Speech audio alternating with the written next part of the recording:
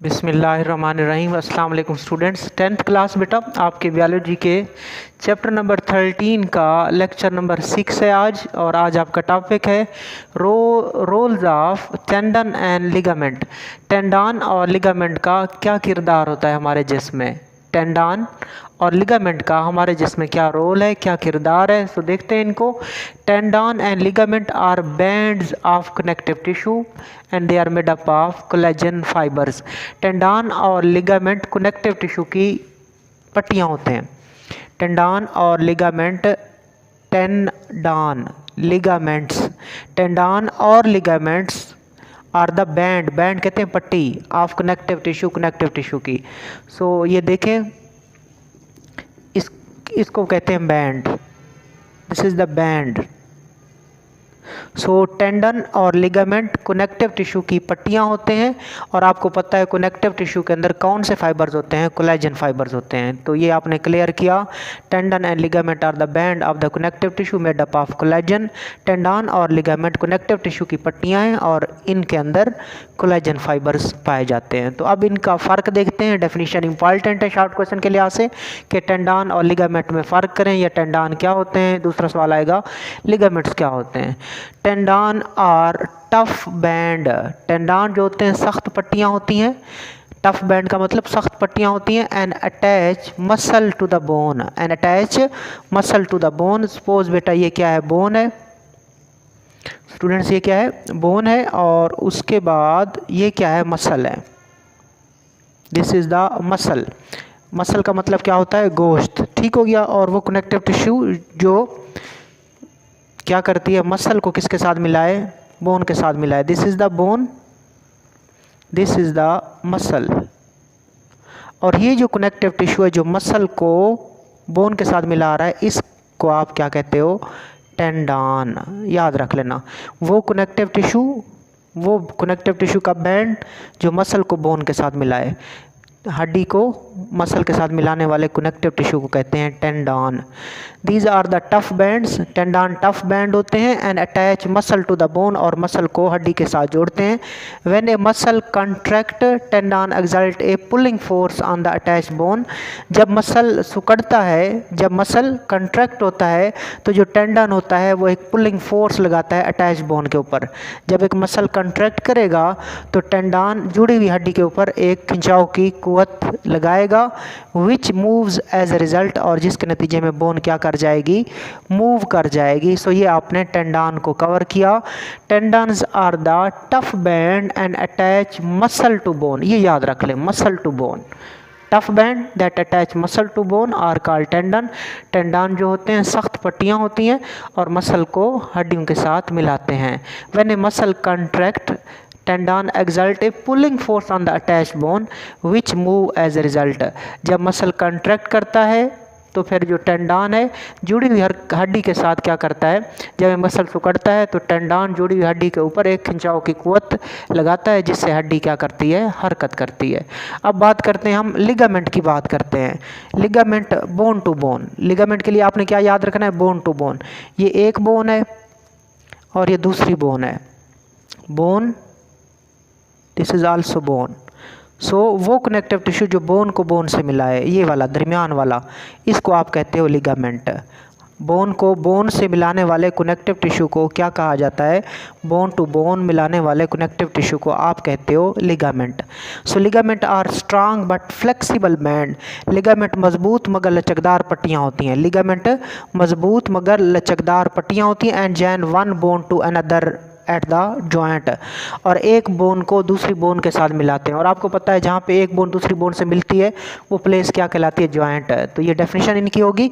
Ligament मजबूत मगर लचकदार पट्टियाँ होती हैं और जॉइंट के ऊपर एक बोन को दूसरी बोन के साथ मिलाते हैं। लिगामेंट एक हड्डी को दूसरी हड्डी के साथ मिलाते हैं, किस जगह पे, जॉइंट के ऊपर। और ligament strong but flexible band है, मजबूत मगर लचकदार बैंड होते हैं।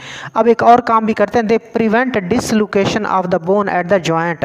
सपोज ये एक बोन है, ये दूसरी बोन है, और लिगामेंट क्या करते हैं, लिगामेंट इनको बोन को बोन से जोड़ते हैं, और ये जगह प्लेस क्या कहलाती है, जॉइंट कहलाती है। और इन्हीं लिगामेंट्स की वजह से जो बोन्स होती हैं वो हिलने से भी बच जाती हैं। बोन अगर इधर जाएगी तो लिगामेंट उसको नहीं जाने देगा। सो हड्डियाँ अपनी जगह पे रहती हैं। सो जॉइंट के ऊपर हड्डियों को हिल जाने से भी कौन रोकते हैं? ये लिगामेंट रोकते हैं। ये दोनों लिगामेंट हैं जो क्या करते हैं? बोन को बोन से मिलाते हैं। बोन को बोन से कौन मिलाते हैं? लिगामेंट। और उसके बाद ये स्ट्रांग होते हैं, फ्लेक्सिबल भी होते हैं और जॉइंट के ऊपर हड्डियों को डिसलोकेशन से बचाते हैं, यानी कि उनको हिलने से बचाते हैं। सो लिगामेंट कवर हुआ। Ligament are strong but flexible band and join one bone to another bone at the joint. Ligament मजबूत होते हैं मगर लचकदार पट्टियाँ होती हैं and join one bone to another at the joint, और जॉइंट के ऊपर एक बोन को दूसरी बोन से मिलाते हैं। ठीक हो गया। They prevent dislocation of the bone at the joint. ये जॉइंट के ऊपर हड्डियों को हिल जाने से भी बचाते हैं। लाइक इधर एक लिगामेंट आ जाएगा, एक लिगामेंट इधर आ जाएगा और बोन को बोन से मिलाएगा और हड्डियों को हिलने से भी क्या करेगा? रोकेगा। सो ये रोल हुआ टेंडन और लिगामेंट का। एक शॉर्ट क्वेश्चन है, इस तरह पूरा भी बन सकता है, what is the role of tendon and ligament, पूरा शॉर्ट क्वेश्चन, या होगा टेंडन और लिगामेंट का डिफरेंस लिखें दूसरी शक्ल में, या फिर अलग अलग भी आ सकते हैं, what is tendon, what is ligament. आगे चलते हैं, नेक्स्ट टॉपिक है और मसल एंड मूवमेंट। आज हम इसका पार्ट ए करेंगे, पार्ट बी इसका हम कल करेंगे। सो हाफ टॉपिक ये भी कर लेते हैं। मसल एंड मूवमेंट, मसल और हरकत। We know that when bone move at the joint they produce movement. We know that when bone move at joint, हम जानते हैं जब जॉइंट के ऊपर हड्डी हरकत करती है, दे प्रोड्यूस मूवमेंट, उनसे हरकत पैदा होती हैं। हम जानते हैं जब बोन जॉइंट के ऊपर हरकत करती हैं तो उससे क्या पैदा होती हैं? उससे मूवमेंट्स पैदा होती हैं, हरकत पैदा होती हैं। So we know that when bone move at joints they produce movement. हम जानते हैं कि जब बोन जॉइंट के ऊपर क्या करती है? मूव करती है, हरकत करती है, दे प्रोड्यूस मूवमेंट, तो इससे हरकत पैदा होती हैं। आगे चलते हैं। The movements in the bones are brought about by the contraction of skeletal muscles. अब हड्डियों में हरकत कैसे पैदा होती है? The movement in the bones are brought about by the contraction of skeletal muscles के which are attached with the bones by the tendon. आपको बेटा पता होना चाहिए कि जो बोन्स होती हैं उनके साथ मसल जुड़े होते हैं। ये क्या है? Bone. This is the bone, this is the muscle, और जो मसल्स होते हैं वो बोन के साथ मिले होते हैं। किसके ज़रिए? एक बैंड ऑफ कनेक्टिव टिश्यू के ज़रिए, उसको आप टेंडन कहते हो। अभी आपने ऊपर ही पढ़ा है कि वो कनेक्टिव टिश्यू, वो बैंड ऑफ कनेक्टिव टिश्यू जो एक मसल को बोन के साथ मिलाए, उसको आप क्या कहते हो? टेंडन कहते हो। और वो मसल जो हड्डियों के साथ जुड़े होते हैं उनको आप कौन से मसल्स कहते हो? Skeletal muscles. 3 किस्म के मसल होते हैं, एक दिल के मसल होते हैं कार्डिक, एक स्मूथ मसल होते हैं जो कि हमारे रेस्पिरेटरी सिस्टम, डाइजेस्टिव सिस्टम में पाए जाते हैं, और एक मसल हड्डियों के साथ जुड़े होते हैं, इनको आप स्केलेटल मसल्स कहते हो। इनको आप क्या कहते हो? स्केलेटल मसल्स आप कहते हो। ठीक हो गया। तो स्केलेटल मसल जो होते हैं वो किसके साथ जुड़े हुए हैं? बोन के साथ जुड़े हुए हैं। स्केलेटल मसल बोन के साथ जुड़े हुए हैं। किसके ज़रिए जुड़े हुए हैं? टेंडन के ज़रिए जुड़े हुए हैं। और टेंडन क्या है? बैंड ऑफ कनेक्टिव टिश्यू है जो मसल को बोन से मिलाता है। मसल और हरकत, तो ये आपने यहाँ तक कवर किया। हम जानते हैं जब हड्डियाँ जोड़ के ऊपर हरकत करती हैं तो उससे हरकत पैदा होती हैं। The movement in the bone are brought about by the contraction of skeletal muscle which are attach with them by tendon. और हम जानते हैं कि ये जो हड्डियाँ होती हैं ये तब हरकत करती हैं जब उनके साथ जुड़े हुए स्केलेटल मसल में कंट्रैक्शन पैदा होती है। हड्डियाँ जो होती हैं ये टेंडन के साथ स्केलेटल मसल से जुड़ी होती हैं। जब स्केलेटल मसल कंट्रैक्ट करते हैं तो वो टेंडन को खींचते हैं, टेंडन बोन को खींचता है, और इस तरह क्या पैदा होती है? हरकत पैदा होती है। The role of skeletal muscle is as follows. Skeletal muscle का जो रोल है वो मदरजा झेल है। आपको पता होना चाहिए कि हड्डी कैसे हरकत करेगी। जब जॉइंट के ऊपर हड्डी हरकत करती है ना तो हरकत पैदा होती है, मूवमेंट्स पैदा होती हैं। और हड्डी कब हरकत करती है? जब स्केलेटल मसल क्या करता है? सिकुड़ता है। आपको पता है है कि स्केलेटल मसल किसके साथ जुड़ा होता है, हड्डी के साथ जुड़ा होता है। किसके ज़रिए जुड़ा होता है, टेंडान के साथ। जब ये स्केलेटल मसल कंट्रैक्ट करेगा, सिकुड़ेगा, तो ये टेंडान को खींचेगा। टेंडान किसको खींचेगा, हड्डी को खींचेगा, और इसके नतीजे में हड्डी क्या करेगी, मूव करेगी, मूवमेंट पैदा होंगी। अब स्केलेटल मसल का किरदार देखना है बेटा आपने। स्केलेटल मसल जो होते हैं, आपको बस अच्छी तरह पता हो, स्केलेटल मसल वो होते हैं जो हड्डियों के साथ जुड़े होते हैं। Skeletal muscles are those muscle which are attach with the bone with the help of tendon. वो मसल जो हड्डी के साथ जुड़े होते हैं, किसके ज़रिए, टेंडान के ज़रिए, उन मसल को आप स्केलेटल मसल कहते हो। सो अब हम स्केलेटल मसल के दो एंड देखेंगे। स्केलेटल मसल के कितने एंड्स होते हैं, स्केलेटल मसल के कितने किनारे होते हैं, दो किनारे होते हैं। One end of skeletal muscle is always attached with the some immovable bone. This end of the muscle is called origin. skeletal muscle के दो किनारे होते हैं, एक ये एंड है और ये एंड है। याद रखना, हर स्केलेटल मसल के दो किनारे होते हैं, और स्केलेटल मसल का जो एक एंड होता है वो ऐसी हड्डी से जुड़ा होता है जो इमूवेबल होती है। क्या होती है, इमूव एबल होती है, या दूसरे लफ्ज़ों में फिक्स्ड होती है। स्केलेटल मसल का एक किनारा हमेशा हरकत ना करने वाली हड्डी से जुड़ा होता है। उस किनारे का नाम ओरिजिन है, ओरिजिन। ठीक हो गया, तो ये याद रखना है। इंसर्शन को आप उलट करोगे, इंसर्शन को आप क्या करोगे बेटा, उलट करेंगे। तो आपने क्या कहा, स्केलेटल मसल का वो किनारा जो हरकत ना करने वाली हड्डी से जुड़ा हो वो ओरिजिन कहलाता है, ओरिजिन कहलाता है। सो ये मसल का वो एंड होता है जो कि उस हड्डी से जुड़ा होता है जो हरकत नहीं करती, तो ये किनारा भी हरकत नहीं करता, ये एंड भी हरकत नहीं करता। सो डेफिनेशन क्लियर की, one end of skeletal muscle is always attach with some immovable bone. Skeletal muscle का एक किनारा हमेशा एक इमूवेबल बोन, हरकत ना करने वाली हड्डी के साथ जुड़ा होता है। उस एंड को आप ओरिजिन कहते हो। स्केलेटल मसल के दो एंड हैं, एक ये एंड और एक ये एंड। ये वाला जो एंड है ना, ये इमूवेबल बोन के साथ, हरकत ना करने वाली बोन के साथ जुड़ा हुआ है, या फिक्स बोन के साथ जुड़ा हुआ है, तो ये भी फिक्स हो जाएगा, हरकत नहीं करेगा, तो इस एंड को आप ओरिजिन कहते हो। और दूसरा आप अपोजिट करोगे, ये एंड क्या कहलाता है, इंसर्शन। और ये किसके साथ जुड़ा होता है, इंसर्शन जो होता है ये हरकत करने वाली हड्डी के साथ जुड़ा होता है। So other and of the muscle is attached with movable bone, this and is called insertion. Other and of the muscle is attached with A movable bone and it is called insertion.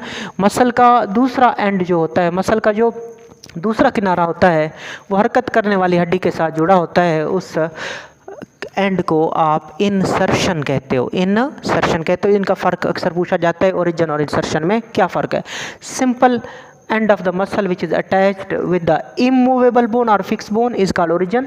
Muscle का वो किनारा जो हरकत ना करने वाली हड्डी से जुड़ा हो वो ओरिजिन है। उलट कर लो इंसर्शन को, the end of the muscle that is attached with the movable bone that is called insertion. Muscle का वो किनारा जो हरकत करने वाली हड्डी से जुड़ा हो वो इंसर्शन कहलाता है। सो ओरिजिन और इंसर्शन बेसिकली क्या है, मसल के किनारे हैं, मसल के एंड्स हैं। एक हरकत नहीं कर सकता और एक हरकत कर सकता है। वो हरकत क्यों नहीं कर सकता, क्योंकि वो जिस हड्डी से जुड़ा हुआ है वो हरकत नहीं कर सकती। और ये हरकत क्यों करता है, क्योंकि ये उस हड्डी के साथ जुड़ा हुआ है जो हरकत करती है।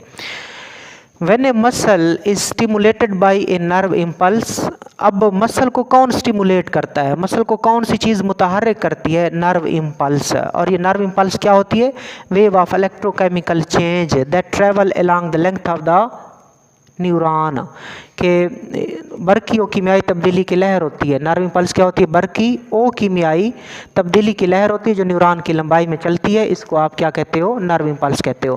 When a muscle is stimulated by a nerve impulse, जब एक मसल को नर्व इम्पल्स मुतहर्रिक करती है, इट कंट्रैक्ट, तो मसल क्या करता है, सिकुड़ता है, to become shorter and thicker, तो मसल क्या हो जाता है, शार्ट और थिक हो जाता है।